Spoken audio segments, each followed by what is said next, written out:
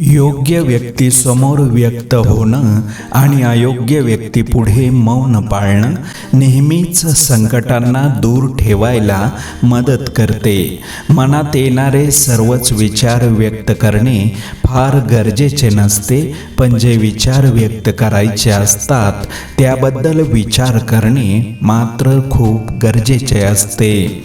आपण जी सेवा करतो ती दुसऱ्यासाठी ही भावना माणसाला अहंकारी बनवते. आपण जी सेवा करतो ती आपल्या कल्याणासाठी ही भावना माणसाला प्रेमळ बनवते. नात्यात तसाच संबंध असायला हवा जसे हात आणि डोळ्यांचा असतो. हाताला जखम झाली तर डोळ्यातून अश्रू निघतात आणि अश्रू निघाल्यावर हातच त्यांना पुसतात.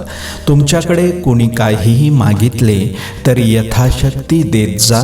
देवाचे आभार माना, कारण त्याने तुम्हाला देणाऱ्यामध्ये बसवले आहे, मागणाऱ्यामध्ये नाही. संधी देणाऱ्याला धोका आणि धोका देणाऱ्याला संधी कधीच देऊ नका. स्वप्न पूर्ण झालं नाही म्हणून रडायचं नसतं. रंग उडले म्हणून चित्र फाडायचं नसतं. फक्त लक्षात ठेवायचं असतं, सर्व काही आपलं नसतं. आपल्या दुःखात कदाचित दुसऱ्याचं सुख असतं. स्वतःच्या हातून जेव्हा एखाद्या गरजवंताचे काम होतं तेव्हा त्याच्या चेहऱ्यावर जे समाधान असतं तोच आपल्या जीवनातील सर्वात मोठा सन्मान आणि सत्कार असतो. आपल्या ध्येयाजवळ जाण्याचा वेग मंद असला तरी चालेल, पण तो बंद होता कामा नये. जेव्हा तुम्ही दुसऱ्याचं अनुकरण करता तेव्हा तुम्ही स्वतःची वेगळी ओळख निर्माण करू शकत नाही. मन निर्मळ आणि स्वभाव प्रेमळ ठेवा. फसवणारा जरी कोणी असला तरी वाचवणारा निसर्ग कायम तुमच्या पाठीशी असतो. जगातील 3 आश्चर्य आपण जन्मभर ज्या मी सोबत राहतो त्याचे स्वरूप आपल्याला कधीच कळत नाही, हे पहिले आश्चर्य. जीवनाचे सारे व्यवहार ज्या मनाद्वारे आपण करतो ते मन आपल्या ताब्यात येत नाही, हे दुसरे आश्चर्य. क्षणोक्षणी प्रपंचात सुख नाही अशी सर्वजण तक्रार करतात, पण तो सोडायला कोणी तयार होत नाही, हे तिसरे आश्चर्य. दुःख गिळून आनंद व्यक्त करणे म्हणजे जीवन. कष्ट करून फळ मिळवणे म्हणजे व्यवहार. स्वतः जगून दुसऱ्यांना जगू देणे म्हणजे सहानुभूती. आणि माणुसकी शिकून माणसासारखे वागणे म्हणजे अनुभूती. क्षमा करावी लागते आणि मागावी सुद्धा लागते. नाते टिकवायचे म्हटल्यावर कधी पुढाकार तर कधी माघार ही घ्यावी लागते. माणसाने आयुष्यात नक्की झुकावे, पण ते योग्य ठिकाणीच. नको तिथे झुकले तर लोक लगेच पायदळी तोडवून मोकळे होतात.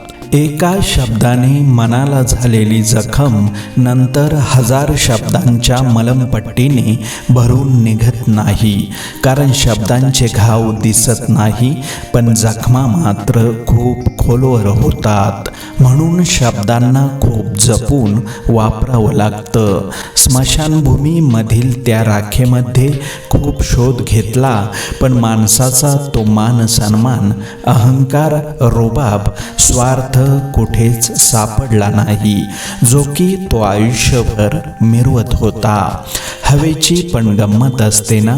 चाकातून गेली की चाक पळत नाही आणि डोक्यात गेली की चांगलं वाईट कळत नाही. संघर्षातून अस्तित्व निर्माण झाले की आयुष्य जगण्यात एक वेगळाच रुबाब येतो. आणि रुबाब हा विकत घेता येत नाही आणि दाखवता पण येत नाही, तो व्यक्तिमत्वातून सिद्ध होतो. शेतामध्ये बी पेरले नाही तर निसर्ग ती जमीन गवताने भरून टाकतो. त्याचप्रमाणे आपण डोक्यामध्ये सकारात्मक विचार भरले नाही तर नकारात्मक विचार आपली जागा बनवतात. माती नरम झाली की शेती बनते, पीठ नरम झाले की पोळी बनते. अगदी अशाच प्रकारे माणूस नम्र झाला की लोकांच्या हृदयात त्याची जागा बनते. विनाकारण काळजी करणे म्हणजे आपण कधीही न घेतलेल्या कर्जावर व्याज भरण्यासारखं आहे. लिहिताना व बोलताना शब्द जपून वापरावेत. तसेच जीवनात सुद्धा माणसं निवडताना जपून निवडावी. जीवनात जर शांतता हवी असेल तर दुसऱ्यांशी वाद घालण्यापेक्षा स्वतःला बदलून घ्या. कारण पूर्ण जगात कार्पेट टाकण्यापेक्षा स्वतःच्या पायात चप्पल टाकणं जास्त सोपं आहे.